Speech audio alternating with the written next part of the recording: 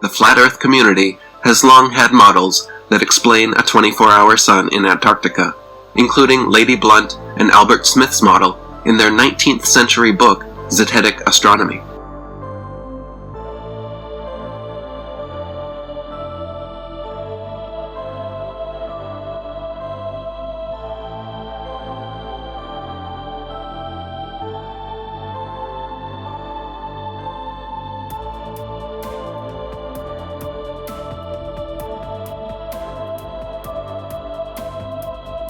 A mathematician and an astrophysicist decided to basically create their own map.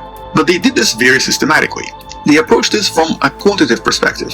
They tried to look at all of the other projections and all of the other maps and quantify their mistakes by focusing on 6 specific things. Specifically on how accurate the local shapes were represented, how accurate the areas were, the distances between different objects, the flexion or bending of different shapes, how skewed certain objects appeared, and also various boundary cuts, like for example when the map ends and suddenly starts on the other side, that do create certain mistakes. And based on these 6 parameters, the perfect map would have the score of 0. The Winkel triple or triple projection would have a score of about 4.5. In other words, it's accurate enough, but still not accurate enough. But in their paper, the scientists create 2 different maps. One, a slightly improved version with a score slightly less than 4.5, and one with a score of 0.8. In other words, the most accurate 2D map of the planet. But it's not exactly what you probably think it looks like, because the actual map is basically this. It's a 2-sided, I guess you would call it like a coaster-like shape, or a disc. And it just so happens that this disc represents our planet extremely accurately, and to some extent can also be represented this way as well. It involves a lot of mathematical analysis, a lot of numerical analysis of different errors in other maps, and essentially tries to minimize those errors by creating this shape right here. So I'm going to give you the chance, but everyone in the chat is waiting for you to specifically and articulately explain why this somehow is evidence for the Earth being flat.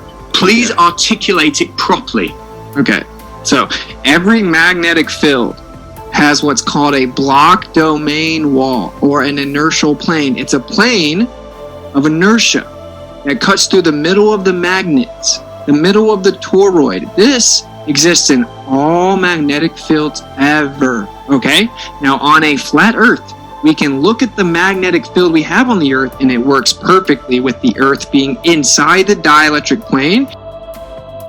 Well, Austin has his image up there. That bottom picture, Austin, with the vertical light blue line. So you're saying that that would be where your it's turned 90 degrees. That would be where your flat Earth is. Yeah. Oh yeah. Yeah. So that means your north is in the centre and up.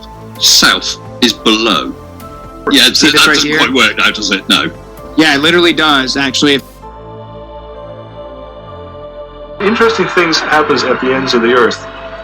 You see, when you go on a car trip from point A to point B, you're moving through what's called space. And it takes time to get through space.